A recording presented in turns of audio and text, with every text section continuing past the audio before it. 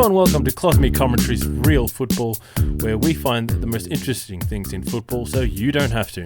Today we briefly visit the world of AFL before going to Barcelona politics, but the main story is the Europa League final and the Champions League final. Who's in it? Who's going to win it? All that and more in this week's episode. So please sit back, relax, and enjoy the show.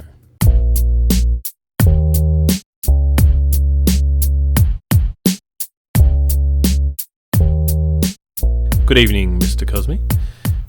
Good evening, Mike. Alright, today we have come off the back of the semi-finals of both the Europa League and the Champions League, and we're going to go into those fixtures and what we expect of the final. But before we do that, we thought we'd just do a bit of a down-to-earth reminder, because sometimes it's very easy to forget that there's sport outside of football. Yeah, there is. I mean, football is the best, as we know. But there are funny things that do happen in other sports around the world. Not just funny, but interesting as well. Interesting, funny, yeah. Today we went to a sporting code close to home, very close to home. Yep. The Aussie rules football. Cos, what happened Yes. in Aussie rules this week? Well, two things happened. One of them concerns the Richmond Football Club, the team that I support. And recently, all the Richmond players had been giving away too many 50-metre penalties for undisciplined acts on the field. So what that basically is a free kick, but a more serious punishment, where where the ball just advances 50 metres closer to the other team's goal. Yeah, so there's no red cards or equivalent penalties in AFL. So what they do is what Cos just said. They just make you take a free kick. If you already had the free kick, then you get to take the free kick 50 metres closer to the goals. So. Yeah, that's exactly right. And Richmond players in recent weeks have been giving up too much of that. So they came up with an interesting punishment. The captain of the club, because there's COVID-19, all the teams are located in hubs around in Queensland and other parts of the country. So they're all like sort of rooming together and all that sort of thing. And the captain of the team, Trent Cotchin, he's got a newborn baby up there. Congratulations, Trent. Congratulations, Trent. Hey, we just found another Trent. Yeah, well, we do, yeah. There's a lot of Trents out there. Don't only exist in England. All right, continue. Yep. He's got a newborn baby, and he basically came out and said that the next player to give up a 50-metre penalty has to change his baby's nappies. So that's the punishment. If you give away a 50, you're changing my baby's nappies. I have to say, it's not that bad.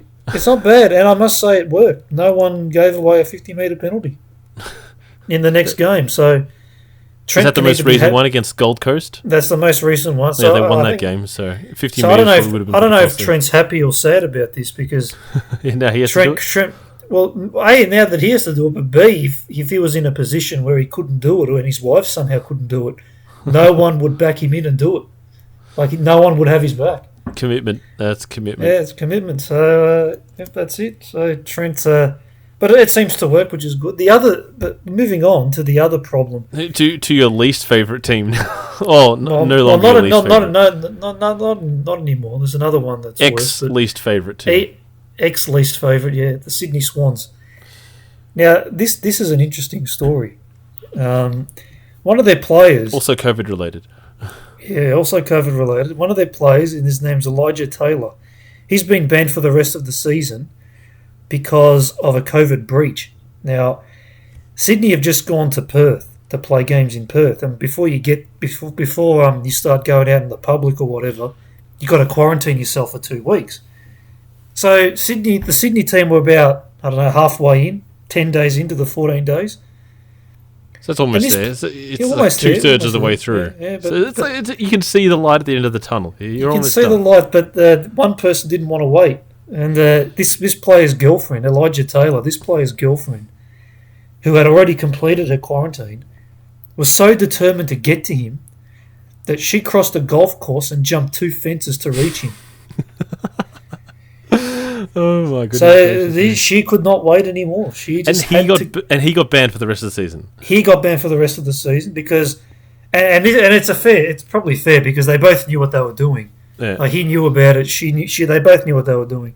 Okay, so it wasn't like she just went up against his orders. Like I No, had no, to no, see no. you. It was. I couldn't spend another day away from you. It was planned, and I went past golf courses. I jumped fences. Nothing could keep me away from you.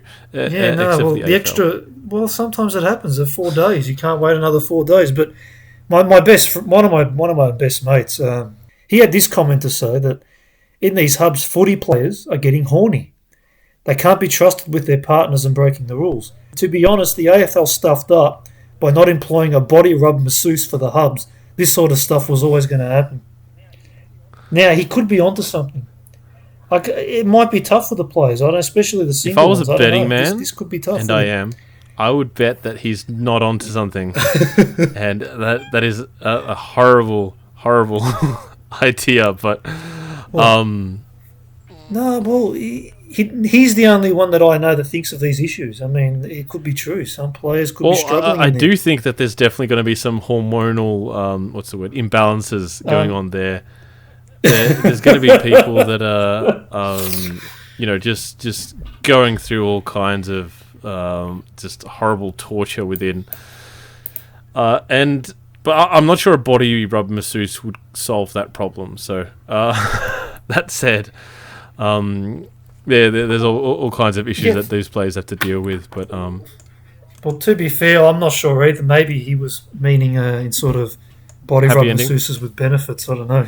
With a happy ending. So, but who knows? You bring someone for a happy ending, it is not going to be a happy ending. AFL will crack down on you with all the strongest whip that they have, and they got some pretty strong whips at the AFL. Yeah, that's true. That is true. Well, if it's supported by the AFL, but anyway.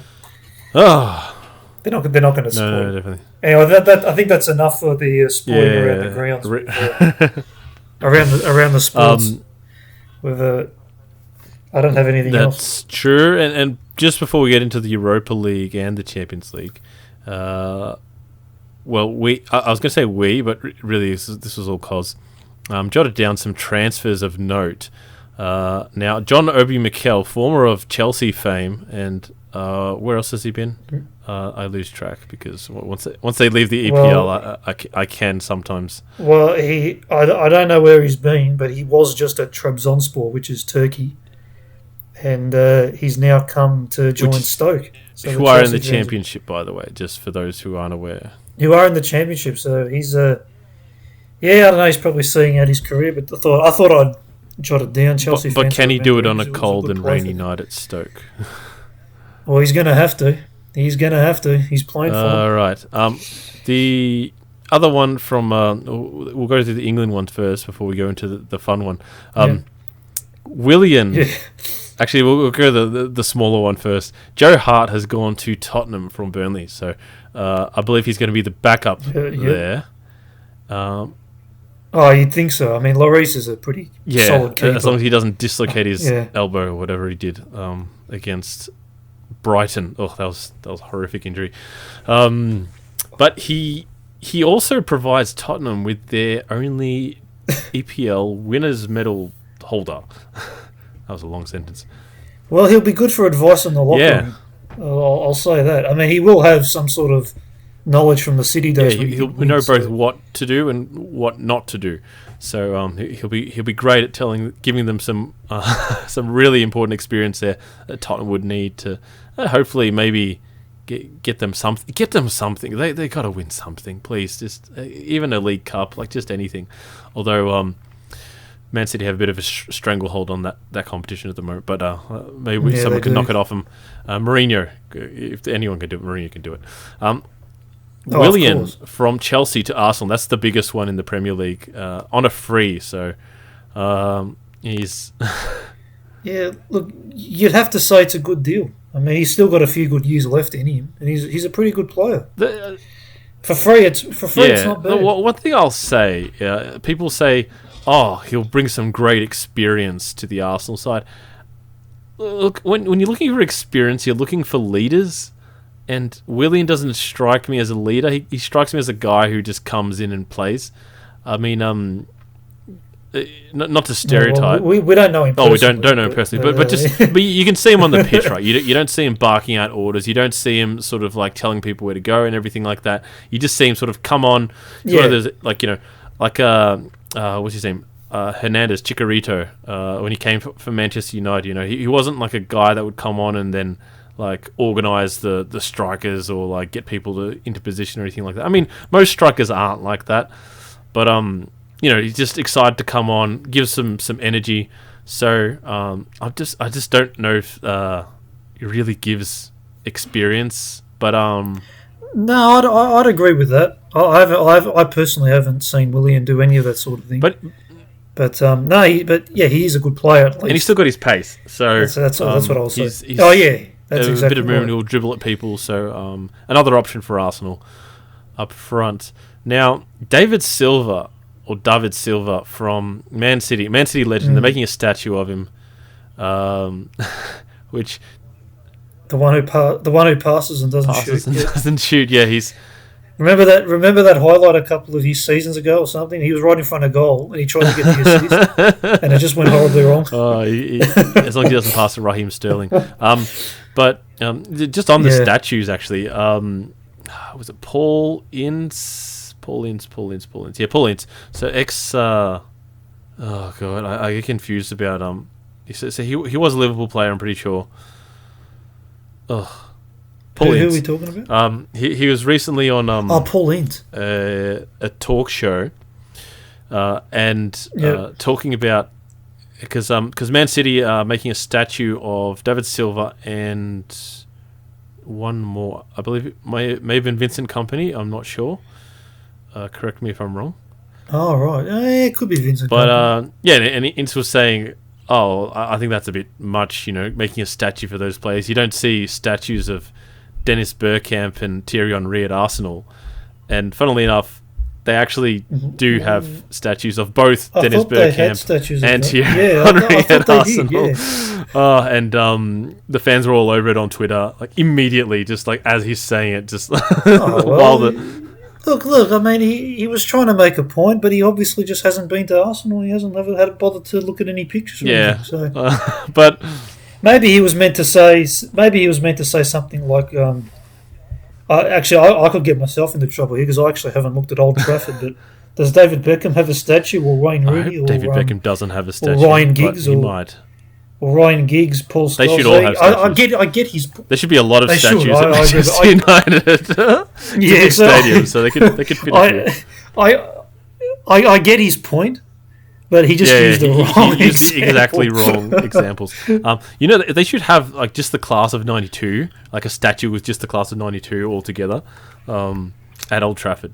Well, that was the class that turned the fortunes. That was in good faith, obviously, from Alex Ferguson, maybe just behind them, like as a father figure. But anyways, David Silva. Yeah, absolutely. So he's finally ended his Premier League career. He's left Man City. And initially he was off to Lazio, and the deal was as good as done. But he did a big U-turn and went to Real Sociedad.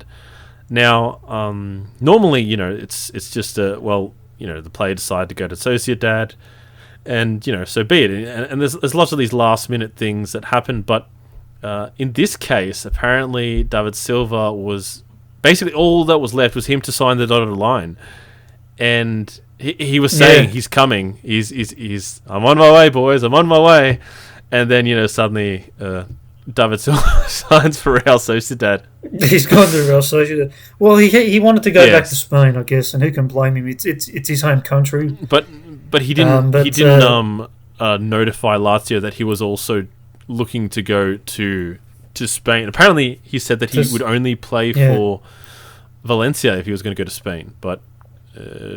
Apparently, Sociedad had something that had enough. They did enough. Wow. And what was the quote from the sporting director, Cos? Yeah, well, he got angry. The Lazio sporting director. He goes, "I've heard about David Silva's transfer to Real Sociedad.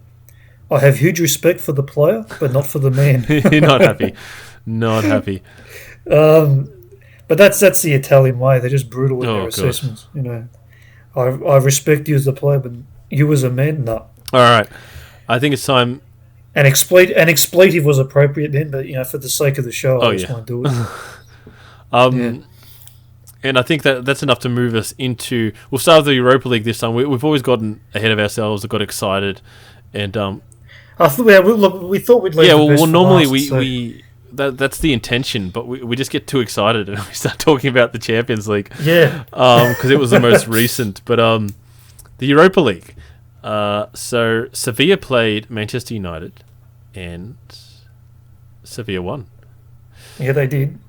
Sevilla on the balance of play, Manchester United probably the better team. I'd have to agree with that. They looked the better side, but I didn't think they were significantly better. I thought Sevilla still put in a good shift. Oh, definitely. I mean, continue. But on the balance of play, United should have gone on to talk win us that, through really. it. What how this one go down, because it's a bit hazy for me. So early in the game, on 8 minutes, Rashford won a penalty, and Bruno Fernandes took it top left corner, beautiful finish. 1-0 Manchester United. Give United the lead. Yep. And then on 25 minutes, Suso, former AC Milan winger, equalised. Also 1-1. former Liverpool. Thank you very much. He's not actually Liverpool. former AC Milan. Yeah. He's actually still at AC Milan. He's on loan from AC Milan. So I don't know. there's a lot of depth to this one player. There's so much in him. If you're playing for another club, for me, you're a former player Coutinho. Until you go back there. Anyway, we'll get to that. we'll get to Coutinho later. Luke de Jong. Luke de Jong on 77 minutes escaped his defender and just tapped it in, basically, from a good crossing. 2 goals that De Gea couldn't really do anything about. So yeah, not De Gea's fault. United, and I saw this. I wrote this down, and I don't actually remember. I actually wrote this down. United should have. United should have had a second penalty to take into extra time. Who was it? It was Bruno Fernandes. I mean, they spent maybe half. They didn't spend much time on VAR at all. Apparently they checked it, but the Fernandes was definitely fouled. The player got nowhere near the ball. He wasn't diving or anything like that. He just got completely barged and smashed his, what was it, sort of his shin area. He tried to get in front, but he didn't touch the ball. And Fernandes went down. Well, this is the thing. I mean, sorry. This is the thing. Are there different rules for VAR in different? I don't think there are, because under my impression, all of these decisions are reviewed by VAR, and VAR, the people doing VAR, tell the referee if they think it's a penalty to have a look, to go to the screen on the side of the pitch. Yeah, and since they didn't do that, I just assumed that it wasn't. Yeah, well, I think they talk, and then the referee. I think VAR sort of says, "Hey, this is what happened," and then the referee either would have seen it or not quite seen it. My understanding is that when they're communicating with each other, the referee goes, "Yeah, all right, what happened?" It's like, yeah, that's what I thought happened, and according to me, it wasn't a penalty. As opposed to, to me, it looked like this happened. It's like, actually, this happened. Oh, okay, I might have another look at that. That's my understanding of what happens, but I could be completely off. Also, I think in the Premier League, I know that it was different in the sense that they were very, very, very, very, very reluctant to overturn a decision. It had to be a clear and obvious error, and they had certain I don't know, something to do with the referees union or something like that. I don't know if it's the actual union, but it's what I mean by that is that they don't want the referees basically pointing out that the referee made a mistake. So they want to just let it go unless it's a complete disaster. Well, that'll cause an absolute ruckus. I can kind of see why they wouldn't want to do that. But I'm sure when you do look back at that penalty shout, Cos, and you see it, I think you will agree that it should have been a second penalty. But I'll definitely take another look at it, yeah. Yeah. What was I going to say? If United did end up getting that penalty and then, going to extra time or penalties or whatever and going through, then that would have been through with 3 penalties in 2 games. and no goals from open play, which is a worry for Manchester United for sure. I'm sure they want to sort that out. The strikers clearly weren't quite finding the back of the net. That may have had something to do with that's a concern. Yeah, it might have been something to do with the break since the Premier League finished. I think they had 2 weeks off or something like that. And I believe that their round of 16 fixture had already finished, so they didn't have, extra fixture to sort of get that match fitness. Oh no, they did play it, but they played basically a second string team, which was really strange to me because you think they want the match fitness, get the players just sort of in a rhythm, but apparently Solskjaer went with the whole, second team, no Pogba, no Fernandes, Greenwood, no Rashford, or just nobody basically who was expecting to play, and I think the sharpness really cost them, and no open goals that's it. Over 2 fixtures, and it cost them in this one. United were the better team, but they didn't take their chances, and Sevilla went through in the end. They certainly did, and they're in the final again. They've been in the final for many times, and they're in again. They just do well in this competition. Although, funnily enough, because they won most recently, it was against Liverpool. I think it was 4 seasons ago. And of that squad, I could only find 2 players that are still playing for Sevilla. Obviously, they don't have the same manager. Unai Emery's gone off to Arsenal, and now he's gone to France. I'm not going to even guess where he's gone.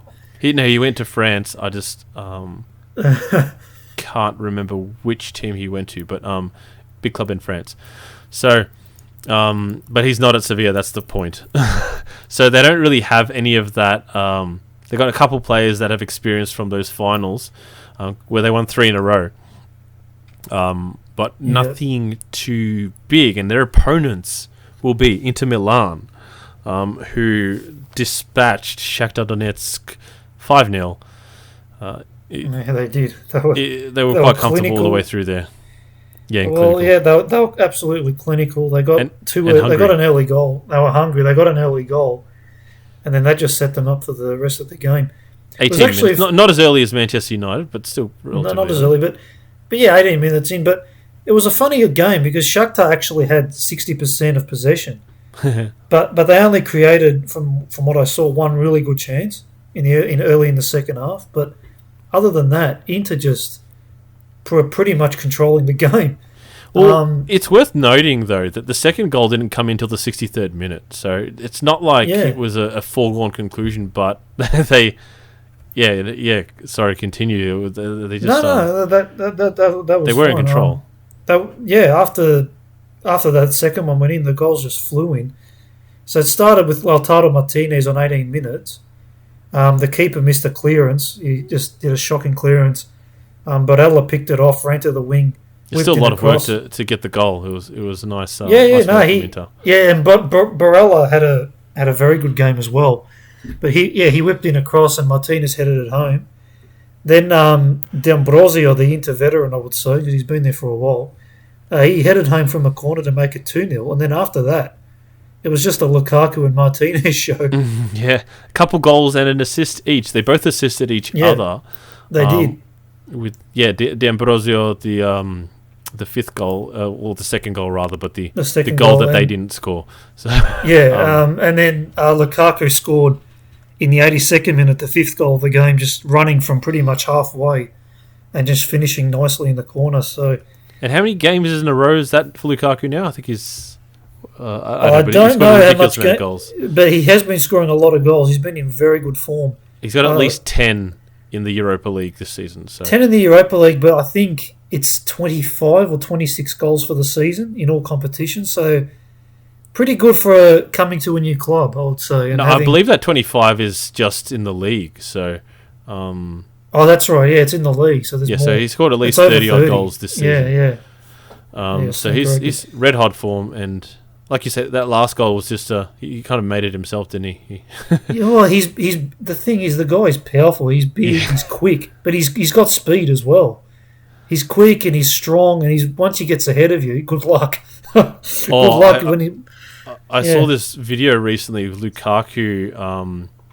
He's with Carragher, and he's giving him a demonstration essentially of what he does to get past the defender, and so Carragher goes, so what? You get the ball in this position, and he's like, yes, I get the ball in this position, and once I got it here, you're done. Like it's over.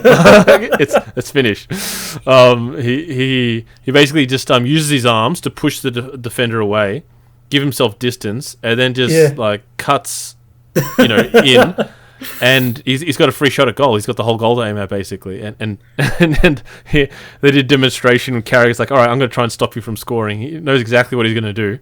But there's nothing he could do. He's just as soon as he gets the ball, he just pushes him. Especially Carragher. Carragher's not the biggest guy, but he's also older now. I don't think he's got any sort of strength. Oh no, he's still like. I'm not saying because he still plays. I'm sure that he plays like five-a-side. He looks like a guy, like the kind of people that me and Cos play against in indoor. They're like 50 years old, and they're just standing there, and they're still going, and they're yelling at everyone, and they treat every game like it's a Champions League final. I love having those guys. That experience is just wonderful. But we've got Inter Milan and Sevilla in the final, which revs up the stakes for me because I want to see Inter Milan win this, which means Sevilla's probably going to win, but well, we both want to see Inter win. For you, me because I'm Italian, and you because you don't like Sevilla. Yeah. So we both want Inter to win. And I like Inter. I like this side and Conte. You like yeah. So in terms of predictions, I know we want Inter to win, but do we think I predict Inter actually will win this one. Yeah, I do as well. Actually, I think they're way ahead of Sevilla, and I think they have the experience, the determination, and the skill. Just ticking all the boxes, really. Well, it's really Sevilla's history in the competition versus Inter and them having Antonio Conte, who is, we all know how passionate and how fiery he is on the bench, and what a good motivator he is. So. And normally that would be Inter have enough. the manager, and Inter have the strike partnership up front, so they can score the goals, and they've got the manager. Did Conte win the Europa League with Chelsea, or did somebody else do that?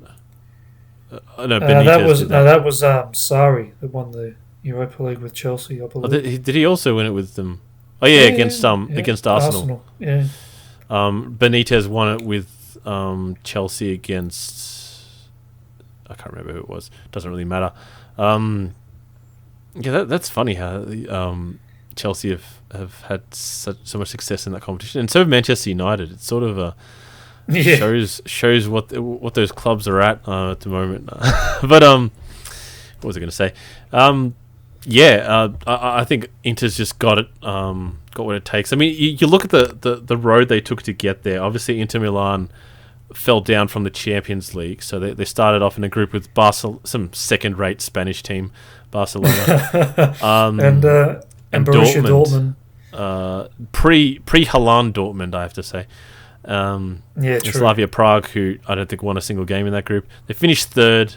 They drew with Slavia. I think that was what cost them. Really, that was what cost them. Yeah. Yeah. 2 wins, a draw, 3 losses, and that put them against Ludogorets, who they beat 2-0 away and 2-1 at home. Getafe, they beat 2-0 in the one-legged affair post-COVID. Then they beat Bayer Leverkusen 2-1 after taking a 2-0 lead, almost conceding a second goal late on, but they held on. And of course, this 5-0 against Shakhtar Donetsk. Sevilla came through the normal ranks, through the Europa League. Apoel, Karabag, and Dudelange. That's just I don't expect anybody to know where any of those come from. Yeah, I put Apawal come from Cyprus, Karabakh, Azerbaijan, and Dudelange, however you said that, Luxembourg. Dudelange. Yeah, I think there might be a Dudelange, but anyway, yeah, sorry. Yeah. Anyway, so they won the group with 5 wins and a draw, and then in the round of 32 they played against CFR Cluj. They're a Romanian team, and this was actually close. They drew 1-1 away from home, and at home was 0-0. So it's not often a 0-0 home draw gets you through, but they got through on away goals there, and then after that, in the round of 16, they beat Roma in the one-legged affair, 2-0, and then they beat Wolves in the quarterfinals 1-0, and then obviously 2-1 against United. So that's their road to the final. They've definitely got some I have to grit. say, they do have some. The last 2 results, especially the 1-0 against Wolves. They're a good team, Sevilla. They're a good team. They were definitely on top in that game, and Wolves missed an opportunity with a penalty earlier on, which came back to haunt them with the Wolves conceding late to get knocked out in that round. And then against Manchester United, again, Man United were on top, but Sevilla found a way to score 2 goals and only conceded 1 penalty. So there you go, Yeah, that's it. So, yeah. But I still think... Europa League. Yeah, I think Inter Milan will take that one. Well, I'm hoping so. And I hope they do. Champions League's a different story. Okay. Yeah, it is. Very different. We have now, in the Champions League, got Paris Saint-Germain against Bayern Munich. Good versus evil. I'll let you figure out which one's which. The rich versus the... how would you say it? Okay, Bayern is not a poor team, but looking at the squads of these teams in terms of how much they cost, and I think it's a bit unfair looking purely at how they cost, but it's still just for kicks. Bayern's starting 11 cost less than 100 million, whereas Mbappe and Neymar each cost over 130 million. Oh my god. Mbappe 131 million, and I don't know what currency we're talking about here. I think euros. And Neymar just a touch under 200 million. So I really hope Bayern win now. Yeah. However, I'll let you know that Bayern's bench costs way more than their first 11. So, so it's a bit cheat. A bit of a cheat, but even so, their entire squad costs less than Mbappe and Neymar put together. Oh my god! Okay. Mbappe and Neymar put together cost 331 million, and Bayern's entire squad is 330 million. Well, I'm glad they made the final. Jeez, you're spending that sort of money, you better make the final. But I think it is a bit unfair going to transfer fees.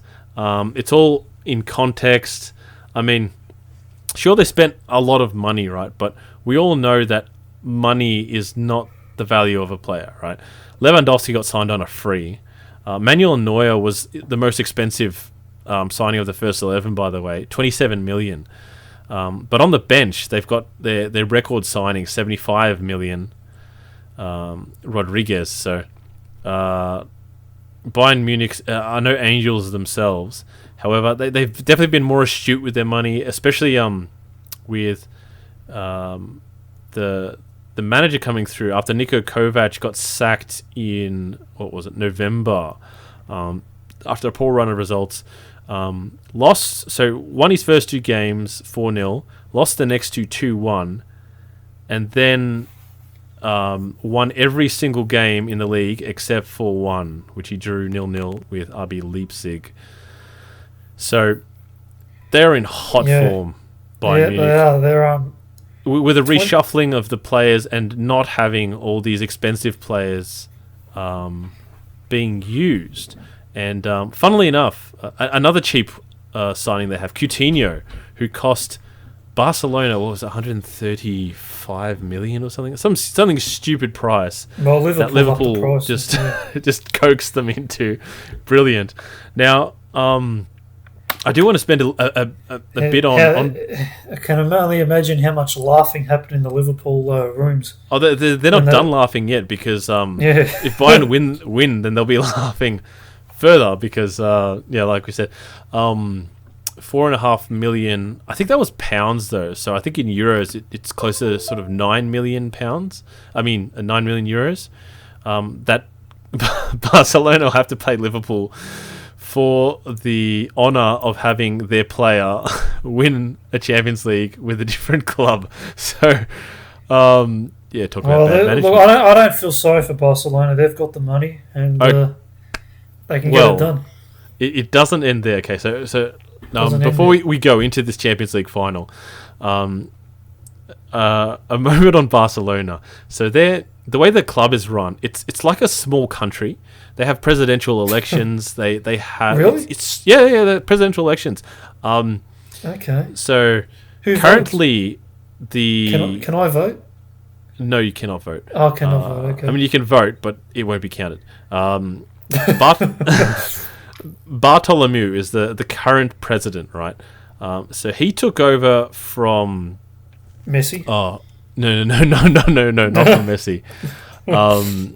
From the name escapes me. I apologize. But he's been criticized heavily by Laporta, the president who was before the one before him, right? And they're like, it's like the US, right? You can only serve 2 terms, 4 years, and you could serve it twice, and then you're done. So that's how it works over there. Yeah. So the one who took over from Laporta was basically like his right-hand man, right? So he sort of continued the good work, and the holy word. Bartomeu, when he took over, when he took over, that's when the whole signing Coutinho for $1 bajillion, possibly signing Suarez as well. So that was the period when Barcelona sort of started spending lots of money. Spending money, relying on signings rather than their youth team, which sort of got them through that golden period. Yes. And although the previous president, there was a bit of that going on there too. But definitely Laporta was... he sort of had all the... he's the one who gave Pep the nod after Rijkaard had a bad season, and he was what's the word?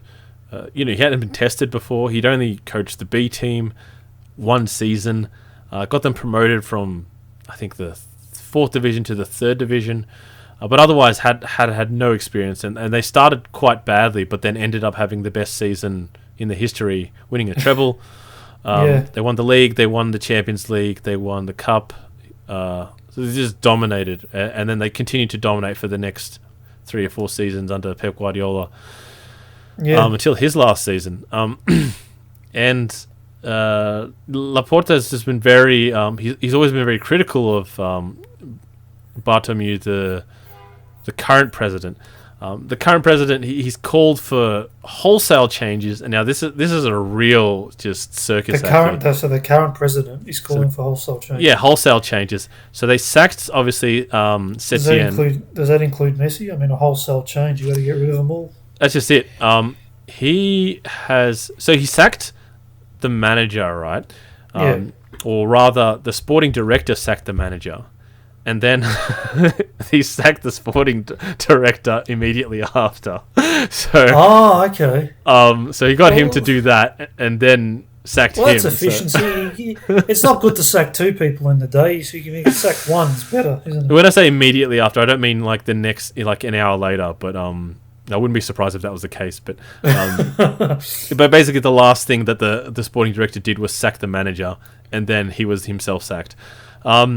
He's so they've gotten in Ronald Koeman, ex Barcelona player, ex Everton manager. He was the manager of the Dutch national team. So obviously Koeman, he's Dutch himself. He was an ex Barcelona legend. He's obviously got a sense of loyalty. He's wanted to coach at Barcelona for a long time, but it's not a simple case of, all right, here's the job, do what you can, because the elections have been called to come forward. Oh God! So apparently, he basically he doesn't know sort of how much. Oh no, money he's got. That's the thing. It's worse than not knowing. He knows, and I'll tell you what he knows in a moment. What does he know? Yeah. So okay, sorry, keep going. Yeah. Okay, so now the president has called the elections. They're going to be held in March of next year. It's the earliest time they can hold them because of the the COVID situation. But the new season starts like next month. Right, and that's why they can't do it straight away, because it'll sort of derail the whole. Because they need a bit of stability first. They need to get and they agree, right? Like the people at Barcelona. Okay, it's not like that's not a controversial opinion. Yeah, that's good. That's good. So that's the earliest date, essentially, March 21st. I'm glad some sanity's in order there. Yeah, well, the idea is to bring a bit of stability in advance of the next season. So they get their whoever in. Now, the plan is to bring in Xavi, right? Who has recently retired from Barcelona. He's currently managing in the UAE, I think it is. Yeah, the last I heard he was. Yeah. Last I heard he was at the UAE. Yeah. So one of the teams we actually mentioned before, one of the teams that was in Sevilla's group, so Qarabag. Oh, is he in Azerbaijan? Oh. I think so. Well, there you go. I could be wrong. I definitely know it's in the Middle East, but he's. I apologize. The names all sound the same to me. But anyway, he's off in the Middle East. He's been there for one season. Not really. Sorry. I'll just confirm. He's in Qatar. There we go, Qatar. Al Sadd. So and you can see where the confusion came from. Qarabag, Qatar. I saw the Q, the A, and the R, and they're all the same to me. But at least I knew I wasn't sure. Thank you for confirming that. So they want Xavi in, right? So what they've said to Koeman is essentially, all right, you've got the job for a year, and you're gone, right? And in fact, the guy who's most likely to get the next presidency has even said, look, when I'm president, Koeman's gone. Even if he wins the treble, he's not going to be the manager of Barcelona in the next season. Is this worth it? Now, this really sticks in my craw now. I'll tell you, because look, I know it's his dream he played for Barcelona. It's probably his dream to manage Barcelona, right?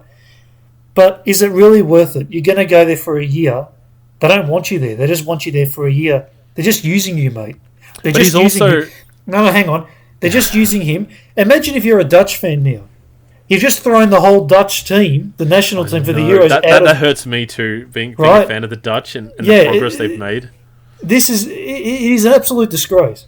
I'm sorry, he's probably wrecked the whole Euros for the Dutch. To be fair, the Dutch are sort of on hold at the moment, so he might actually be able to get back in time to be the Dutch manager before they have to play another fixture. But anyway, look, I know he loved Barca, but I'm sorry, in that circumstance, I would not have left. Plus, he's a Dutchman himself. I would not have left the national team. The other thing is that they've essentially said to him, it's a 2-year deal, which basically means, and they're basically saying, look, you're probably going to only manage for one season, but it means that you're going to manage for one season at Barcelona, and then you're going to get a year's worth of pay, for free. Oh, okay. At least he gets that. But yeah. So it's some maybe it's the only opportunity he'll get to manage them. I don't know, and also they want to bring in someone who will bring stability to the current situation, because at the moment they're he'll do that. He'll do that, yeah. Because he's an ex-player, he understands the way it's going, and even the president to be most likely is said that, look, we're bringing in Koeman. I understand that we need stability now, but in the 2021-2022 season, Xavi is going to be the manager of Barcelona. But another is that the right appointment either? Is this just blind love for an ex-player? A great player, but is this just blind love, or is he actually good? Who, Koeman or Xavi? Xavi. It'll be blind love. Look, they no, but the thing is, they have a succession plan at Barcelona. It's like it's like a monarchy, right? You've got the president. You've got the what are they called? They're like republican monarchy where they've got like presidents but kings and stuff as well. Yeah, but the thing is, there's no succession plan with the manager. This just seems to be done on the fly. No. So Xavi, apparently they've been, he like the guy who's supposed to be coming in as a president said, look, Xavi, he's the one in the plans to go next.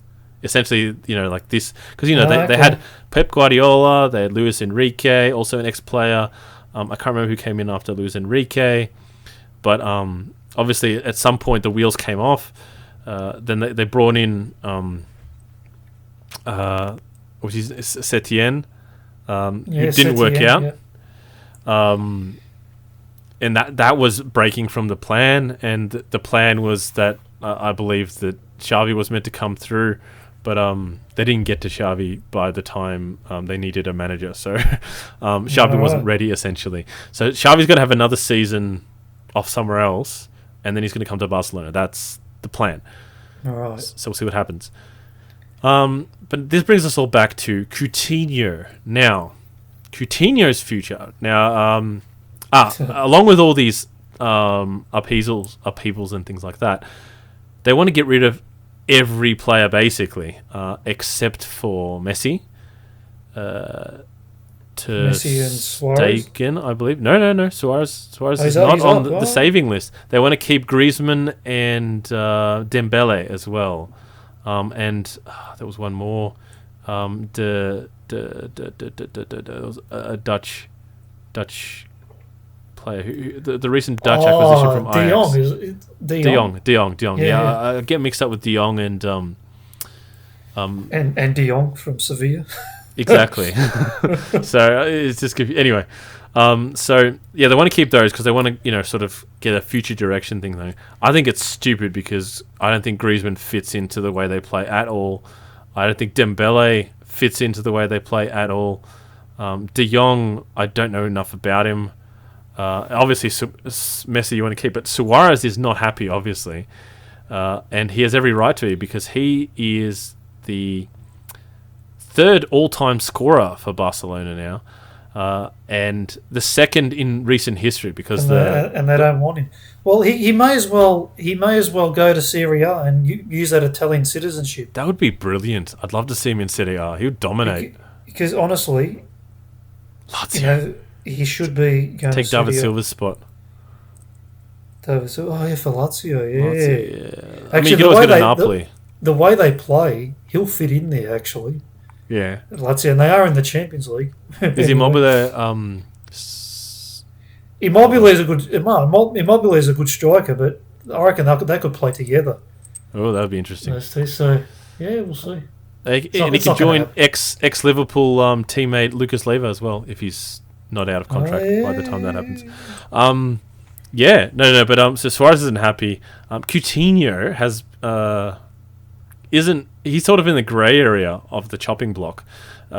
So the Bartomeu, the current president, has said Coutinho can stay if Koeman wants him, basically. But Koeman's not going to be there for longer than a season anyway. So Coutinho is just sort of in this area here, like, do they want me? Do they not want me? Like, is Coutinho does anyone want me? Is he out of contract? No, so Coutinho's not out of contract. But I think he would have two, because he would have been signed on a 5-year deal when he came from Liverpool. Oh, look, 4.5 at least. There's no need to worry. He'll, he's going to get paid either way. Well, there's rumours that Arsenal are going to snap him up. Well, look, he'll either go back to Barcelona or on a loan deal, or he'll get loaned out somewhere else. He just doesn't need to worry. Either way, his future is probably going to be up in the air up until this Champions League final is over, because obviously he's playing in it. And he's not at Barcelona, so he can't talk to anyone that he needs to talk to. He's going to be focused on winning the Champions League. Champions League final. And I hope he does, to be honest. That would be fantastic, because the way that Barcelona's treated him, I mean, it would just be the icing on the cake. He scored 2 goals against them Coutinho. as well. So. Yeah, this is and he got an assist as well. So, and they're not insignificant as well. I mean, the score was 5-2 at the time, but that it was like they started to sniff. Barcelona, because they still felt that they could score at any moment, and while you're 3 goals down, you sort of still think, you're just going to cause issues. But as soon as you're 4 goals down and it's 10 minutes to go, you go, okay, that's the sign. It's not going to happen today. It's just not going to be. So back into this. So to get here, the semi-finals, obviously, they both had comfortable wins, both 3-0. Yep.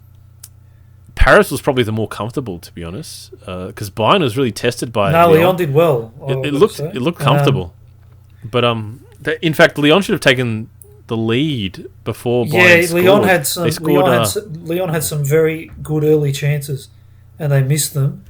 And then Serge Gnabry just scored the first 2 goals of the game, and then that first goal was brilliant. Wasn't it? It was a solo run, sort of in between a couple of defenders. He just 3 or 4 defenders, and he smashed it. He drilled it, and the keeper could do nothing about it. Completely no chance. I have to say also some pretty neat work from Manuel Neuer to stop Lyon from scoring earlier on. He closed the angle down. He just shows his class in a typical just sort of next level keeper style. He's on another plane. That guy. He's a great keeper. Manuel Neuer. He could be the difference in the final. Another man that could be the difference is Robert Lewandowski. And this guy, he scored again. He can't keep him off the scorecard again. Scored a goal for Bayern. He should have scored the second goal, but fortunately Gnabry was there to finish it off. But you're allowed to have a lapse like that, and he did get the third goal to seal the deal at the end. Yeah, he certainly did. Bayern's through to the final 3-0. PSG won 3-0 quite comfortably, but funnily enough, the goals weren't scored by Neymar or Mbappe. No, but he did assist. Did he assist all of them again? Because I feel like he assisted them all again. Neymar, he was just involved in everything. Well, the first goal was scored by Marquinhos, which was he headed home from a free kick taken by Di Maria. Then Di Maria scored. I think it was from a free kick won by I believe so. And then Di Maria scored again. I mean, scored for the first time, sorry. And then Bernat scored on 55 minutes to make it 3-0. So, but Neymar and Mbappe haven't scored, so are they... if they're not scoring goals, you're sort of looking at... it could be that Leipzig was too focused on them. Well, either that or PSG are really dangerous, because if they're not scoring and everyone else is also scoring, then Bayern's going to have their hands full here. Yeah, definitely. 100%. And on this game, I mean, looking at the form, I mean, we won't go into as much detail as we did for the Europa League, but to get to this stage, PSG, just the more recent results, especially post-COVID, the group stuff, all that done, blah blah blah. They lost to Dortmund. This was obviously pre 2-1 away, and then won 2-0 just before. I think that was the last game actually. COVID, they won the second game. So I was really hoping that Dortmund would go through there because just get rid of them early. And Haaland, I want to see more Haaland, but we'll have to wait till next season. The 2-1 win against Atalanta, they really struggled in that one, and now obviously the 3-0 win against Leipzig, which they were getting more and more comfortable. Yeah, it doesn't look too flash, especially when you look at Bayern's way in. They won their group 6 wins, no draws, no losses. Been incredible, Bayern Munich. 3-0 and 4-1 against Chelsea, 8-2 against Barcelona, 3-0 against Lyon. It's just every way you look at it, you can't see a crack in the armour. But but to be fair, Lyon did show some cracks. They were good. I've got to say, Lyon were pretty good, but Bayern's a very strong team. It's going to be a cracking game, I think, because both of them have the capabilities to hurt each other pretty badly. I don't think this will be a low-scoring game. I think they're both going to go for it. they've just. I think PSG is also a snowball picking up speed, though. No, I'd have to agree with that. Yeah. And they're hitting form. We've seen this happen in many sports, especially AFL. Yeah. Hitting form at the right time. That's the thing. And Bayern have been in form all season, but PSG are hitting form now. It's going to be a cracking game. We've seen it so often. Yeah, we've seen it so often where a team is just so dominant. They get to the final, and then they get beaten by the other team. And I'm not just cracking any example out of the blue here, but it's these games. What's going to decide this game is going to be how both teams, I guess, react in the tough moments, because Bayern's going to have periods of dominance. Yeah. PSG's going to have periods of dominance. PSG's going to really put the pressure on Bayern in this game. And Bayern's already, you've seen them sweat in the last few games, even against Barcelona. They obviously they pulled away eventually, but it was 1-0, then 1-1. Eventually it was 4-1, then 4-2. Well, so Barcelona always sort of had that. To be fair, that equaliser was an own goal. The equaliser wasn't an own goal, but the pressure that was put on them, and there were other opportunities as well for Barcelona. Leon should have had 2 goals before Bayern had scored anything against them.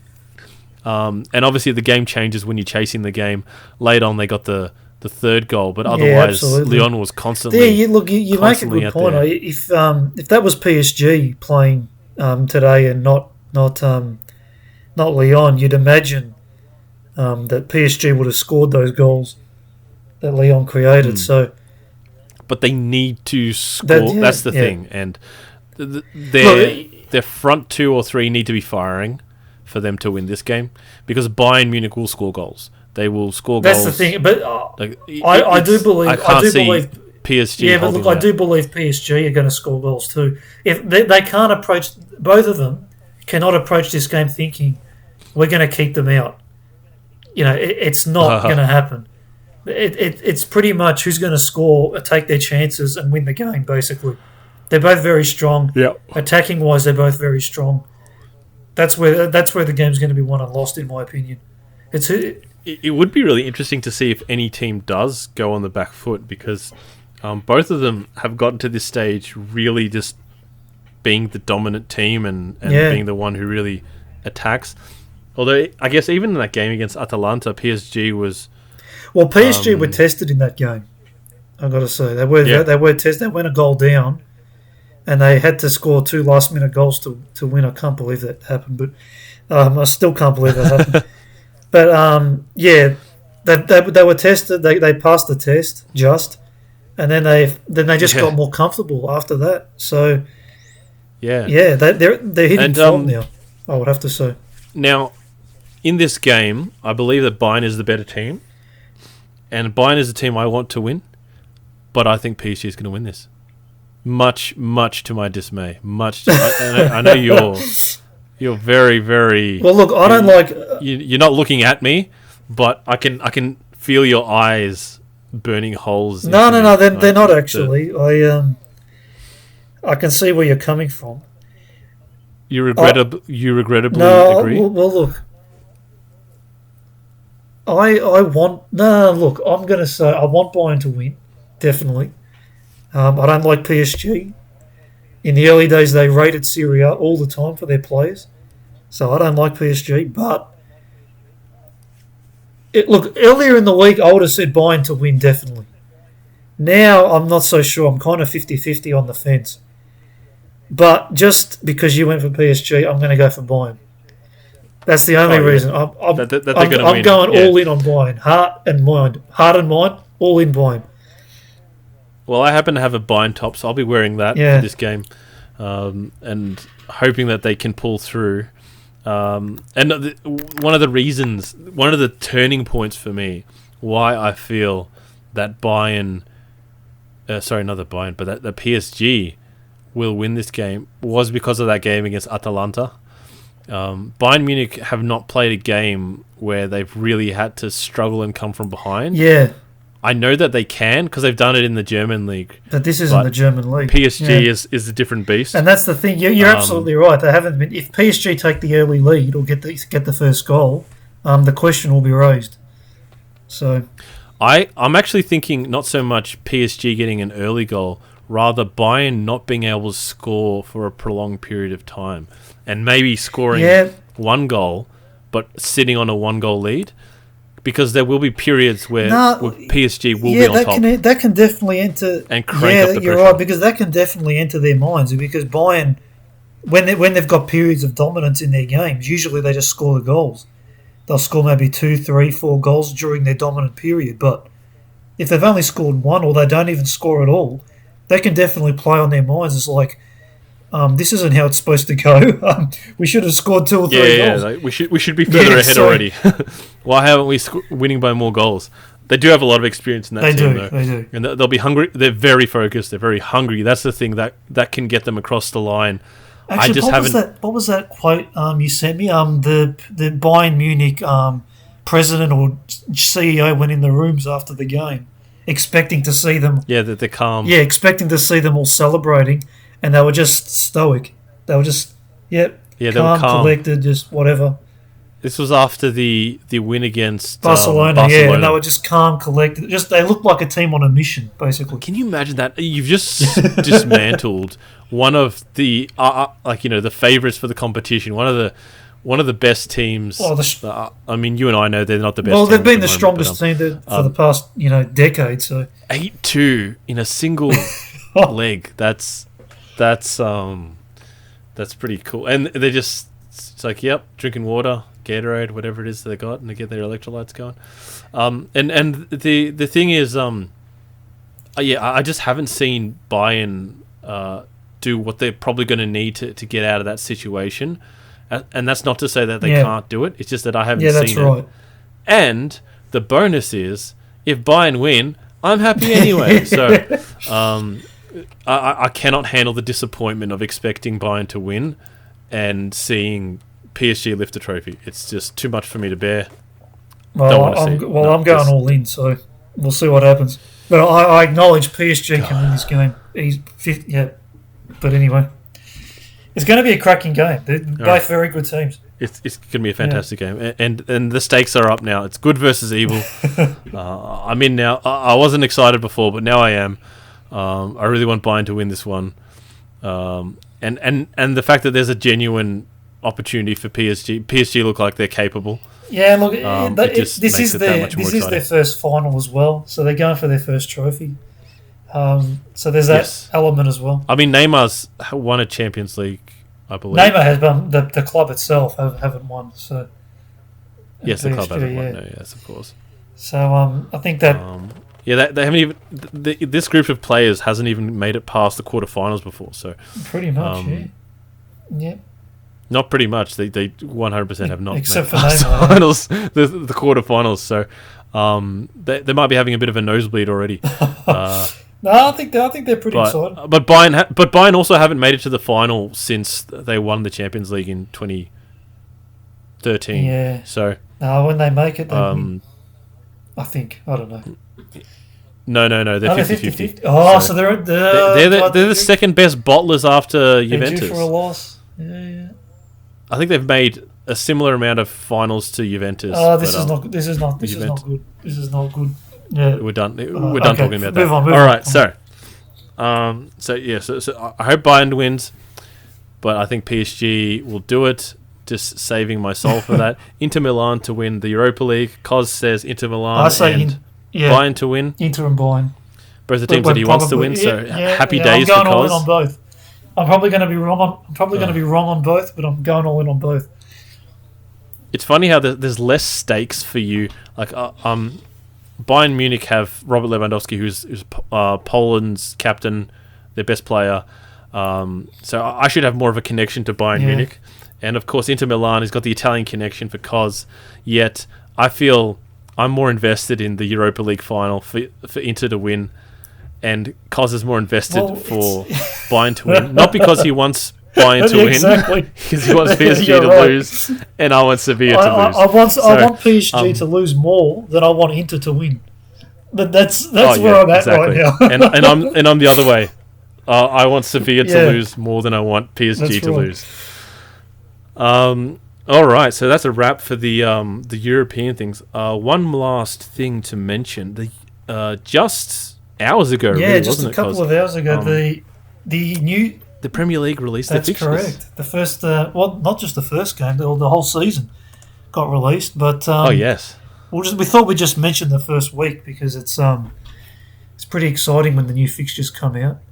Oh, one fixture in particular. Wow. Well, yeah. I didn't expect this. There was a leaked sort of article earlier in the week saying that Leeds were going to be playing Newcastle at home. That didn't turn out as planned. As it turns out, we're going up against each other. Liverpool are at home against Leeds United on the first day of the season, on the first match day of the season. And Mike here thinks that, I don't know why. He told me why, but I still don't get it. Why he thinks Leeds can get points off Liverpool. I don't know. Yeah. Talk me through that. Well, Leeds will be keeping their momentum from winning the championship. Liverpool will be on the down because they just won the Premier League, so they'll be they're going to need to get revved up for this one. It's going to be a really tough game. The best time to play the strongest team away from home is in the first week, because the first week is always a tough game. That for me is by far the highlight of the start of the season. Well, it is for it's easy when we go for both of those teams, but not just us. I think for everyone. I think it's the high. I mean, just take a quick look. We've got Burnley. The only thing I would have loved a Man United Leeds first. That would have been awesome, but Liverpool is just as good. But that's not happening. Liverpool's just as good. I mean, of the fixtures that are actually being held, that's the most interesting one, because the other ones. Well, we've got Burnley hosting Man United, but that's being postponed due to pre-season commitments. So that's the reason, right? I believe so. It's just Crystal Palace hosts Southampton. I'm looking at the fixtures now, and I see the Leeds logo, and I'm like, yes, we're back where we belong in the Premier League.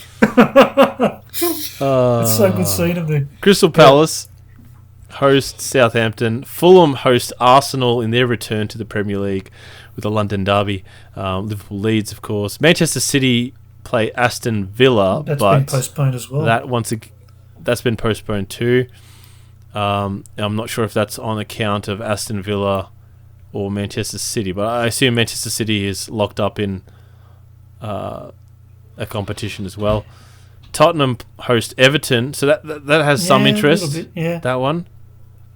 Just to see what Everton's going to do, and also what Tottenham. I feel like that's going to be a draw, just because. It's Ancelotti and Mourinho against each other, so. Yeah, there's two defensive-minded managers in there. Yeah, Ancelotti can rev up the attack, but he's Italian, so first game of the season.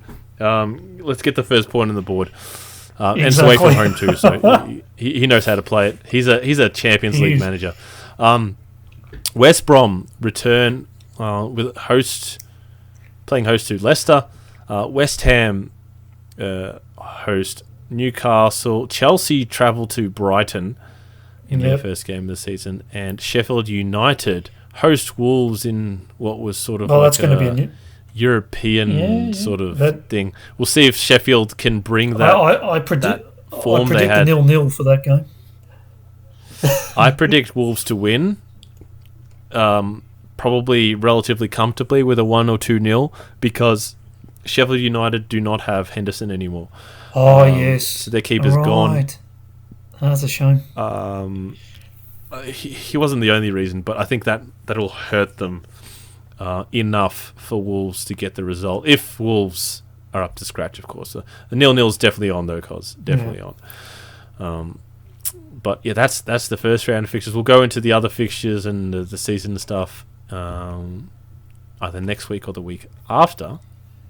But I think that's a wrap. And I just want to thank you for thinking Leeds are going to get a point off Liverpool, and for those reasons, I'm predicting a draw there. I'm gonna sleep well tonight from that. Thank you very much for that. I appreciate it.